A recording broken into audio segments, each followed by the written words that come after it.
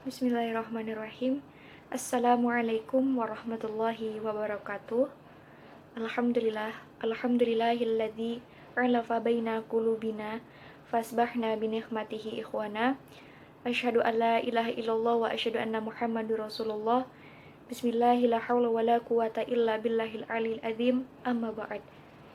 Bismillah, perkenalkan kami dari kelompok 3 yang mana insyaallah akan mempresentasikan materi tentang nikah siri dan nikah mut'ah. Sebelumnya kami akan memperkenalkan diri terlebih dahulu, yakni saya sendiri Khadijatul Umroh, kemudian ada teman saya Afra Arwinda, dan juga ada Aulia Dayo Khalifah. Bismillah, pada pembahasan kali ini atau pada materi kali ini insyaallah kita akan membahas tentang pengertian dari nikah siri, pendapat ulama tentang nikah siri, faktor terjadinya nikah siri, dasar hukum nikah siri, pengertian nikah mut'ah, hukum nikah mut'ah dan dampaknya, serta pandangan ulama mengenai nikah mut'ah. Bismillah, kita memasuki pembahasan yang pertama, yakni ada nikah siri. Teman-teman sekalian, mengingat kembali bahwasannya pernikahan itu merupakan suatu ibadah, menjemput keridhaan Allah Subhanahu wa taala atau disebut sebagai ibadah yang mulia. Karena di sini ada dua insan yang saling mencintai kemudian dipersatukan dalam menjemput keridhaan Allah Subhanahu wa taala. Jadi pernikahan itu disebut sebagai ibadah yang paling mulia. Tetapi juga di sini pada pembahasan materi kali ini kita akan membahas nikah siri atau pernikahan siri. Teman-teman sekalian, nikah siri yaitu disebut sebagai nikah yang sesuai dengan rukun-rukun nikah dan syaratnya menurut syariah. Hanya saja saksi diminta untuk tidak memberitahukan kepada siapa-siapa atas pernikahan tersebut atau tidak diberitahukan kepada khalayak umum, dan dengan sendirinya tidak ada walimatul ursh.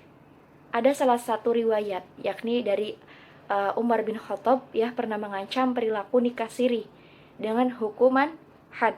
Kenapa? Karena pernikahan siri atau nikah siri ini merupakan salah satu pernikahan yang bertentangan dengan salah satu hadis dari Rasulullah SAW yang mana berbunyi, adakanlah walimatul ursh sekalipun dengan hidangan seekor kambing. Kemudian juga menurut terminologi fikih Maliki, nikah siri ialah nikah yang atas pesan para saksinya itu merahasiakan pernikahan tersebut atau kepada jamaah sekalipun itu keluarga setempat. Jadi pernikahan siri ini merahasiakan pernikahannya kepada orang-orang lain atau khalayak umum, atau bahkan ada yang lebih parahnya, pernikahannya ini sampai tidak diberitahukan kepada pihak-pihak dari mempelainya. Jadi hanya mereka saja dan membutuhkan salah satu saksi misalnya, seperti itu, saking tertutupnya. Jadi nikah siri dalam konteks masyarakat Indonesia sendiri sering dimaksud dalam dua pengertian yang berbeda. Yang pertama, pernikahan siri atau nikah siri itu adalah nikah secara rahasia atau nikah diam-diam, yang mana di dalamnya itu tidak mengundang orang banyak sekalipun itu orang terdekat kita. Seperti itu. Kemudian juga tidak mendaftarkan dirinya atau tidak mendaftarkan pernikahannya kepada KUA atau kantor urusan agama, sehingga dampaknya pernikahan tersebut tidak mendapatkan legalitas formal, sehingga dalam hukum positif di Indonesia mereka tidak terdaftar, yang mana hal tersebut itu sangat penting karena itu sudah tercatat di dalam undang-undang pernikahan atau perkawinan. Seperti itu. Kemudian yang kedua, pernikahannya tertutup. Juga ada yang lebih parahnya, pernikahannya itu sampai tidak diketahui oleh dari pihak keluarga perempuannya atau laki-lakinya gitu. Karena mereka tujuannya hanya untuk menghindari zina dan sama-sama saling mencintai, atau mungkin sampai misalnya seorang suami menikah dengan perempuan yang kedua misalnya. Nah, perempuan atau istri yang pertamanya itu tidak diketahui. Juga ibu dari seorang prianya ini tidak memberitahu bahwasanya ia menikah siri dengan salah seorang perempuan lain, seperti itu. Kemudian yang kedua, pendapat ulama tentang nikah siri. Di kalangan para ulama, nikah siri ini masih menjadi suatu perbincangan dan juga perdebatan mengenai nikah siri tersebut. Sebab banyak para ulama dan juga masyarakat yang menganggap bahwa nikah siri itu lebih baik daripada perzinahan. mereka menganggap bahwasanya mending nikah siri deh daripada melakukan suatu perzinahan. Saya juga tahu loh bahwasanya hubungan laki-laki dan perempuan yang bukan mahram ketika mereka berduaan itu ya ini berzina seperti itu. Daripada seperti itu mending kita nikah saja. Atau mungkin daripada kita melakukan hal-hal yang kebanyakan mudorotnya, teleponan saja, ya udah daripada kita pusing-pusing kita mengurus surat ini dan itu. Wah, bermacam-macam alasannya sehingga mereka melangsungkan pernikahan siri tersebut gitu. Wasid Aulawi, seorang pakar hukum Islam Indonesia, pernah mengatakan bahwasanya ajaran Islam sendiri tidak hanya merupakan hubungan perdata saja, akan tetapi lebih dari itu. Nikah juga harus dilihat dari beberapa aspek. Nah, ada 3 aspek yang mendasarinya. Yang pertama agama, kedua hukum, dan yang ketiga sosial. Nikah yang disyariatkan oleh ajaran agama Islam ini mengandung ketiga aspek yang tadi sudah disebutkan, agama, hukum, dan sosial. Sebab jika mengambil salah satunya maka itu pincang atau tidak seimbang atau tidak balance seperti itu. Kemudian juga ada beberapa perbedaan di kalangan ulama dalam menyikapi nikah siri. Nah, di sini ada bagan yang memperlihatkan letak perbedaannya seperti itu. Ada ulama klasik dan juga ada ulama kontemporer. Ulama klasik di sini kita bisa lihat nikah tanpa saksi atau wali, nikah ada syarat pencatat, lebih baik daripada berzina, administrasi tidak terlalu penting, keturunan tidak jelas, status hukum positif, solusinya lebih baik dicatatkan saja. Itu solusinya daripada nikah menurut ulama klasik tentang nikah siri seperti itu. Kemudian menurut ulama kontemporer tentang nikah siri ini mengharamkan nikah yang tidak tercatat gitu. Mencatat termasuk syarat dalam suatu pernikahan ya. Tertib administrasi sangat penting karena banyak masalah yang ditimbulkan jika sampai tidak tercatat, dan itu berakibat fatal kepada anak yang dilahirkan nantinya. Kemudian juga zina merajalela dan juga poligami diperlanggar aturannya seperti itu. Kemudian kita berlanjut kepada faktor penyebab nikah siri. Menurut Ali, nikah siri ini adalah suatu faktor dari budaya perkawinan Indonesia. Misalnya karena mahalnya biaya pencatatan pernikahan di luar biaya pernikahan resmi, hal yang sering dijadikan alasan seperti ini. Misalnya, nikah itu kan membutuhkan biaya yang cukup mahal untuk mengurus ini dan itunya. Untuk acara walimatul urs juga harus membutuhkan biaya yang cukup besar. Pesta-pesta kecil pun ya paling tidak 10 juta. Tetapi mereka menjadikan alasan ini untuk untuk mereka ini melakukan suatu pernikahan siri tersebut. Jadi ya cukuplah biaya fleksibel gitu, biaya menyesuaikan saja dengan orang yang kita undang saja seperti itu. Itu menurut Ali. Kemudian juga menurut Mutofah ada 2 faktor. Yang pertama, di luar dari kemampuan perempuan dan laki-lakinya, seperti menjaga agar keduanya terhindar dari zina, tidak dapat izin dari wali, alasan poligami. Yang kedua, faktornya itu berpandangan bahwa pencatatan nikah ini bukan merupakan suatu perintah agama. Jadi mereka beranggapan bahwasanya Mutofah ini beranggapan faktor yang kedua ini bahwasanya mereka yang melakukan pernikahan siri itu menganggap bahwasanya pencatatan itu bukan merupakan suatu perintah dalam ajaran agama Islam gitu. Jadi tidak merupakan suatu perintah, jadi mereka tidak melakukan pun tidak apa-apa gitu. Kemudian menurut Aulawi, fikih tidak mengatur batas umur nikah. Kekhawatiran orang tua yang berlebihan terhadap jodoh anaknya. Kemudian juga irfa'i, salah satu cara sah hubungan seorang laki-laki dengan seorang perempuan yang bukan muhrim agar terhindar dari zina. Selain itu juga dari faktor-faktor yang disebutkan oleh para yang tercatat di sini ada Ali, Mutofah, Aulawi, Irfa'i, orang-orang penting ini mengatakan bahwasanya faktor-faktornya seperti itu. Juga bukan hanya itu saja, mungkin saja berasal dari ekonomi, keluarga, pendidikan, dan juga lingkungan sekitarnya seperti itu ya. Dasar hukum nikah siri dan dampaknya akan dijelaskan oleh teman saya, Aulia Dayo Khalifah. Baik, saya akan melanjutkan dari pembahasan yang telah disampaikan oleh Mbak Umroh. materi yang akan saya sampaikan adalah dasar hukum nikah siri dan juga dampaknya. Sebelum itu, saya akan membahas mengenai ada 7 rukun terjadinya nikah siri ini. Yang pertama, adanya calon mempelai laki-laki dan juga perempuan yang sudah balik.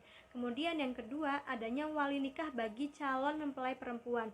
Kemudian yang ketiga, adanya minimal 2 orang saksi yang muslim dan juga adil.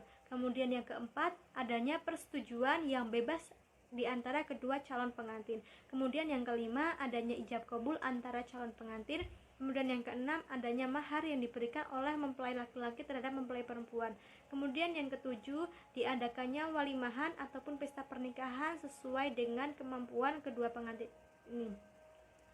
Kemudian menurut hukum Islam sendiri, perkawinan siri ini hukumnya sah-sah saja, asalkan telah memenuhi syarat dan juga rukun perkawinan yang telah saya sebutkan tadi. Namun, dari aspek negara sendiri, nikah siri ini dianggap tidak sah, teman-teman, karena tidak tercatat dalam hukum negara. Karena di negara kita telah disebutkan dalam pasal 42 dan juga 43 bahwa hukum seorang anak yang sah adalah anak-anak yang lahir dari pernikahan yang sah, yaitu pernikahan yang sah di mata agama dan juga sah di mata negara. Kemudian bagaimana dengan anak-anak yang lahir dari pernikahan siri? Di mata negara dianggap tidak sah dan hanya memiliki pengakuan dari ibunya saja. Kemudian saya akan membahas mengenai dampak anak dari orang tua yang melakukan pernikahan siri yang sudah bercerai. Yang pertama, anak mudah marah, frustasi, dan mudah melampiaskannya, sehingga terjadi perbuatan yang bertentangan dengan norma agama dan juga norma-norma negara. Misalnya anak menjadi pemberontak, bahkan bisa melakukan tindakan-tindakan di luar batasnya. Kemudian yang kedua, anak kehilangan figur seorang ayah dan juga ibunya. Kemudian yang ketiga, anak kehilangan jati diri sosialnya, juga identitas sosialnya. Kemudian status anak dari orang tua siri yang bercerai memberikan suatu perasaan dirinya bahwa dia berbeda dengan teman-temannya, teman-teman sekitarnya gitu. Kemudian selanjutnya, akte kelahirannya tidak dapat ataupun tidak ada karena tidak tercatat dalam pernikahan orang tuanya. Kalaupun ada, pasti juga akan tercatat bahwa dia hanya memiliki orang tua hanya sebatas ibu saja. Kemudian yang terakhir adalah pendidikan anak yang sulit. Selanjutnya saya akan membahas mengenai nikah mut'ah. Dan nikah mut'ah sendiri ini berasal dari bahasa Arab, yaitu mut'ah dari kata mat'ah yang berarti bersenang-senang ataupun memanfaatkan. Nah, secara definisi, nikah mut'ah ini adalah bentuk pernikahan yang dibatasi dengan perjanjian waktu dan upah tertentu tanpa memperhatikan perwalian dan juga saksi. Kemudian terjadinya perceraian dalam nikah mut'ah apabila telah habis masa kontraknya dan terkait hukum perceraian, dan nikah mut'ah ini tidak terkait dengan hukum perceraian dan juga warisan. Jadi teman-teman, apabila ada seorang laki-laki dan perempuan yang melakukan nikah mut'ah ini, maka tidak harus menghadirkan saksi ataupun wali. Dan juga biasanya nikah mut'ah ini adalah nikah yang dilakukan secara kontrak, jadi bisa 1 hari ataupun 1 bulan, 1 tahun dan juga sebagainya. Kemudian nikah mut'ah atau nikah kontrak ini juga tidak ada perceraian. Jadi seandainya adanya perceraian apabila kontraknya ini sudah selesai dan tidak ada hukum warisan. Jadi seandainya pernikahan mut'ah ini mendapatkan seorang anak, maka anak itu tidak mendapatkan hukum waris ataupun tidak mendapatkan hak dari seorang ayahnya ini. Begitu teman-teman yang dapat saya sampaikan. Selanjutnya akan dilanjutkan oleh Mbak Afra. Bismillahirrahmanirrahim. Saya Afra Rinda akan melanjutkan presentasi dari Mbak Dayu. Nah, di sini materi selanjutnya yaitu hukum nikah mut'ah dan dampaknya. Nah, nikah mut'ah juga bisa dinamakan sebagai nikah kontrak, yaitu menikah untuk 1 hari, untuk 1 minggu, 6 minggu, bahkan kapan saja sesuai dengan perjanjiannya. Nah, keempat mazhab sepakat bahwa nikah mut'ah haram hukumnya. Bila dengan akad nikah dijemput jangka waktu, akad itu menjadi batal dan tidak sah. Hubungan seseorang yang nikah mut'ah menjadi hubungan perzinaan. Nah, nikah mut'ah telah diharamkan oleh Islam dengan dalil kitab, sunnah, ijma' dan akal diantaranya, yaitu yang pertama melalui dalil Quran. Nah, Allah Subhanahu wa taala telah berfirman dalam Quran surat Al-Ma'arij ayat 29-31 yang berbunyi, A'udzu billahi minasyaitonir rajim. Bismillahirrahmanirrahim. Walladzina hum li furujihim hafidun illa ala azwajihim aw ma malakat aymanukum fa innahum ghairu malumin. Faman ibtagha wara'a dzalika faulaika humul adun. Yang artinya, dan orang-orang yang memelihara kemaluannya kecuali terhadap istri-istri mereka atau budak-budak yang mereka miliki, maka sesungguhnya mereka dalam hal yang tidak tercela. Nah, barang siapa mencari yang dibalik itu, maka sesungguhnya itulah orang-orang yang melampaui batas.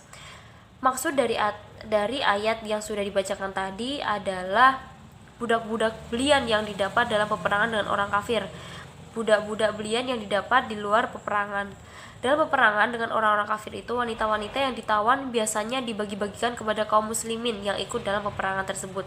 Dan kebiasaannya itu bukan sesuatu yang diwajibkan. Seorang imam boleh melarang kebiasaan ini. Nah, dari ayat di atas sudah jelaskan bahwasannya sebab disahkan berhubungan badan hanya melalui dua cara, yaitu nikah sahih dan perbudakan. Sedangkan wanita mut'ah bukanlah seorang istri dan bukanlah pula budak. Oleh karena itu, seorang istri dari perkawinan mut'ah tidak berfungsi sebagai istri. Nah, hal-hal yang menjadikan tidak berfungsi sebagai istri, yang pertama adalah tidak saling mewarisi, sedangkan akad menjadi sebab memperoleh harta warisan. Yang kedua yaitu iddah, nikah mut'ah tidak seperti nikah biasa. Yang ketiga yaitu dengan akad nikah menjadi berkurang baik haknya seorang dalam hubungan dengan beristri. 4. Sedangkan tidak demikian halnya dengan mut'ah. Dan yang keempat adalah dengan melakukan mut'ah, seseorang itu tidak dianggap menjadi muhsin karena wanita yang diambil dengan jalan mut'ah tidak berfungsi sebagai istri. Sebagai mut'ah itu tidak menjadi wanita berstatus istri dan tidak pula berstatus budak, maka termasuklah orang-orang yang melakukan mut'ah itu di dalam firman Allah. Nah, yang kedua yaitu adalah dalil as-sunnah. Pada awalnya Nabi Muhammad SAW membolehkan nikah mut'ah pada tahun penaklukan Makkah, tapi masih pada tahun yang sama pula beliau melarangnya. Ada yang mengatakan bahwasanya larangan nikah mut'ah ini sewaktu perang Khaybar, tapi yang benar ialah pada tahun penaklukan Makkah. Yang dilarang sewaktu perang Khaybar ialah makan daging keledai piaraan. Memang Ali bin Abi Thalib pernah berkata bahwa Ibnu Abbas Rasulullah SAW melarang nikah mut'ah dan keledai piaraan sewaktu perang Khaybar. Lalu sebagian rawi mengira bahwasanya penyebutan Khaybar ini berlaku untuk dua masalah tersebut. Tapi ada seorang rawi yang menyebutkan bahwasanya pembatasan salah satu di antaranya dengan perang Khaybar. Nah, dalam hadis Salamah memberikan keterangan bahwasanya Rasulullah SAW pernah memperbolehkan nikah mut'ah, kemudian melarangnya dan menasahkan rukhsah tersebut. Menurut Nawawi dalam perkataannya bahwasanya pelarangannya dan kebolehannya terjadi dua kali. Kebolehannya itu sebelum perang Khaybar, kemudian diharamkannya dalam perang Khaybar, kemudian dibolehkan lagi pada tahun penaklukan Makkah, yaitu tahun Autas. Setelah itu nikah mut'ah diharamkan selama-lamanya, sehingga terhapuslah rukhsah itu selama-lamanya. Seperti dalam hadis Rasulullah yang menjelaskan bahwasanya dari Ali radhiyallahu anhu berkata, Rasulullah melarang nikah mut'ah pada tahun Khaybar.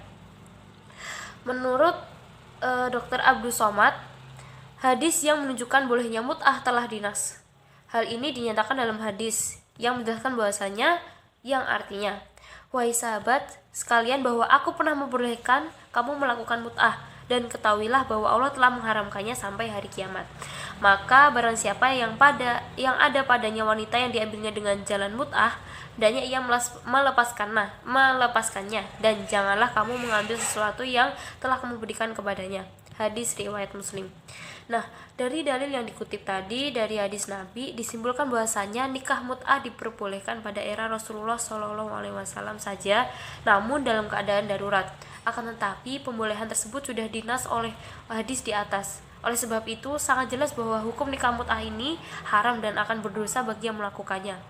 Hal itu berlaku sampai hari kebangkitan. Nah, yang ketiga yaitu ijma. Seluruh umat Islam telah sampai pada posisi ijma tentang pengharamannya. Semua sepakat menyatakan bahwa dalil yang pernah menghalalkan nikah mut'ah itu telah dimaksudkan sendiri oleh Rasulullah SAW. Tak ada satupun kalangan ulama sunnah yang menghalalkannya. Sebagaimana telah diketahui bahwa tujuan diutusnya Rasulullah SAW adalah rahmat bagi seluruh alam. Karena itu Allah mengharamkan nikah mut'ah karena tidak sesuai dengan misi yang diemban Rasulullah SAW, yang pada mulainya nikah ini diperbolehkan, akan tetapi hal ini hanya sebatas keringanan bagi sahabat-sahabat Rasulullah SAW. Di mana kita tahu bahwasanya jarak antara keislaman mereka masih dekat dengan kebiasaan-kebiasaan yang mereka tumbuh di dalamnya sebelum datangnya Islam. Nah, keringanan nikah mut'ah ini terjadi hanya pada saat peperangan saja. Maka tidak masuk akal dalam keadaan seperti ini meminta mereka menahan syahwat mereka dengan berpuasa, karena tidak benar dalam sebuah peperangan melemahkan seseorang mujahid dengan cara apapun dan dalam keadaan apapun. Keadaan inilah yang menjadi dasar diperbolehkannya nikah mut'ah. Namun setelah hilangnya sebab-sebab di atas, Allah Subhanahu wa taala menghapusnya melalui firman-Nya dan lisan Rasul, karena nikah mut'ah sendiri itu menyusahkan perempuan dan anak yang lahir dari mereka. Dan setelah diharamkannya, tidak ada hari sahabat dan tabi'in yang melakukan hal ini lagi. Nah, dalam prinsip pernikahan, nikah mut'ah sangat tidak disukai dan tidak sesuai dengan nikah yang telah Allah syariatkan, di mana telah diketahui bahwasanya nikah mut'ah sendiri dibatasi oleh waktu. Dengan demikian, nikah mut'ah berakhir dengan habisnya waktu yang ditentukan dalam akad dan fas. Sedangkan dalam syariat sendiri, pernikahan berakhir dengan talak atau meninggal dunia. Dengan kata lain, tidak dibatasi oleh waktu. Nah, selain dibatasi oleh waktu, nikah mut'ah sendiri itu juga tidak dibatasi jumlah istri yang boleh dinikahi. Maka boleh bagi seorang pria menikahi lebih dari 4 istri, dan itu dapat dilakukan tanpa wali atau tanpa persetujuan wali. Dan dalam pernikahannya ini tidak diperlakukan dan tidak diperlukan saksi, pengumuman, perceraian, pewarisan maupun pemberian nafkah setelah selesainya waktu yang telah disepakati, kecuali sebelumnya sudah ada kesepakatan atau apabila si perempuan itu hamil. Nah, bila dirujuk dari segi mudorotnya, nikah mut'ah adalah bentuk pelecehan terhadap kaum wanita, merusak keharmonisan keluarga, menelantarkan generasi yang dihasilkan dari pernikahan tersebut, menimbulkan dan menyebabkan penyakit kelamin, meresahkan masyarakat, dan karena tidak diwajibkan adanya wali dan saksi, bisa jadi seseorang mengumpulkan antara dua bersaudara atau antara anak dan ibunya atau bibinya, dan tidak menutup kemungkinan ia menikahi anaknya sendiri dari hasil pernikahan mut'ah yang dilakukan sebelumnya. Nah, bahkan bisa jadi ia mengumpulkannya dengan ibunya karena ketidaktahuannya, dan tidak ada orang yang mengetahuinya. Dengan demikian, jelaslah bahwasanya bagi kita sebab-sebab diharamkannya nikah mut'ah selain tidak sesuai dengan misi diutusnya Rasulullah SAW dan syariat yang dibawanya, nikah mut'ah juga memiliki banyak mudaratnya yang berdampak bagi agama, masyarakat maupun akhlak. Oleh karena itu Rasulullah SAW mengharamkannya karena di dalamnya terdapat berbagai macam kerusakan. Nah, materi yang selanjutnya yaitu nikah mut'ah menurut hukum negara. Nah, dalam peraturan perundang-undangan telah terdapat di negara ini terdapat 4 aturan yang sudah berlaku secara legal yang membahas dan mengarah mengenai mewujudkan suatu keluarga demi menjaga keharmonisan. Nah, dalam hal ini dijelaskan bahwasanya suatu perangkat aturan perundang-undangan yang bertujuan untuk melindungi rakyat Indonesia. Nah, peraturan tersebut yaitu yang pertama adalah Pancasila, terutama sila pertama. Kemudian sila kedua, yang kedua adalah Undang-Undang Dasar 1945 Amandemen Bab 31 tentang agama. Kemudian yang ketiga yaitu Pasal 1 Undang-Undang Nomor 1 Tahun 1974 tentang perkawinan, yang menyatakan bahwasanya perkawinan ialah ikatan lahir batin antara seorang pria dengan seorang wanita sebagai suami istri dengan tujuan membentuk keluarga rumah tangga yang bahagia dan kekal berdasarkan ketuhanan yang Maha Esa. Nah, pasal yang terakhir adalah Pasal 2 Kompilasi Hukum Islam ataupun KHI. Nah, di sini menyebutkan bahwasanya perkawinan menurut hukum Islam adalah pernikahan, yaitu akad yang sangat kuat atau mitsakon galizon untuk mentaati perintah Allah dan melaksanakan merupakan ibadah juga. Nah, dilihat dari keempat peraturan yang tertera, dijelaskan bahwasanya perangkat tersebut memiliki teori bahwasanya suatu negara dikatakan memiliki stabilitas yang kuat bila ditunjang oleh keberadaan keluarga-keluarga atau rumah tangga yang mantap. Nikah mut'ah menurut pandangan negara sangatlah sulit dilakukan jika dalam satu keluarga tersebut tidak memiliki pondasi yang sangat kokoh. Maka dari itu, sikap yang harus dilakukan pemerintah adalah bertindak tegas mengenai nikah mut'ah ini dari berbagai oknum. Nah, tema yang selanjutnya yaitu pandangan ulama tentang nikah mut'ah. Nah, sudah dijelaskan tadi bahwasanya 4 mazhab dari ulama yaitu mazhab Maliki, Syafi'i, Hanafi, dan Hambali bahwasanya suatu pernikahan yang memiliki batas waktu ataupun nikah mut'ah hukumnya haram. Imam Syafi'i telah mengatakan bahwasanya semua nikah yang ditentukan berlangsungnya sampai waktu yang diketahui atau yang tidak diketahui, maka nikah tersebut tidak sah dan tidak ada hak waris ataupun talak antara kedua pasangan suami istri. Karena pada dasarnya atau hakikatnya sendiri, nikah mut'ah adalah pernikahan yang disertai batas waktu dalam akad tersebut. Walaupun dalam akad tersebut dilantunkan di hadapan wali, maka hukum tetap sama saja. Ada sejumlah pihak yang menghalalkan nikah mut'ah dengan berdasarkan surat An-Nisa ayat 24, yang artinya, maka istri-istri yang telah kamu campuri di antara mereka, berikanlah mereka biaya kontrak sebagai suatu kewajiban. Nah, ada juga hadis Nabi Muhammad SAW yang dijadikan rujukan, yaitu hadis yang diriwayatkan ketika perang Tabuk, bahwa para sahabat pernah diperkenankan untuk menikahi perempuan-perempuan dengan sistem kontrak waktu. Jika kita lihat dari asal muasal terjadinya nikah mut'ah ini, yaitu pada zaman penyebaran Islam, sangat sedikit sekali ketentuan hukum yang berlaku pada saat itu. Nah, para laki-laki harus merelakan dirinya dan meninggalkan keluarganya untuk mengikuti perang tersebut selama berhari-hari. Kemudian jika dia lakukan sampai sekarang, sudah sangat nikah mut'ah tersebut jika dilakukan pada zaman sekarang sudah sangat tidak relevan lagi terjadi karena tidak ada alasan yang kuat. Pendapat Syekh Abdurrahman Al-Juzairi dalam kitab Al-Fiqh ala Al-Mazhab Al-Arba'ah pada halaman 90-93 juz 4. Terbitan Dar el-Fikr di dalam kitab tersebut hanya mendapat pendapat Ibnu Abbas yang membolehkan, itu pun dengan beberapa alasan dan persyaratan yang sangat ketat. Nah, kesimpulan yang bisa diambil dalam materi nikah mut'ah saat ini adalah seiring dengan perkembangan zaman, sudah banyak sekali hal yang berurusan dengan agama dan dianggap hal tersebut berlandaskan hukum yang benar dan menghalalkan segala cara. Nah, karena itu tanpa disadari pun, jika sesuatu yang diharamkan tetap dilakukan akan tetap berdampak negatif bagi diri kita, orang di sekitar, dan pastinya di akhirat kelak. Nah, sekian dari kelompok kami, kurang lebihnya mohon maaf. Nun wal qalami wa ma yasturun, billahi fisabilil haq, fastabiqul khairat. Wassalamualaikum warahmatullahi wabarakatuh.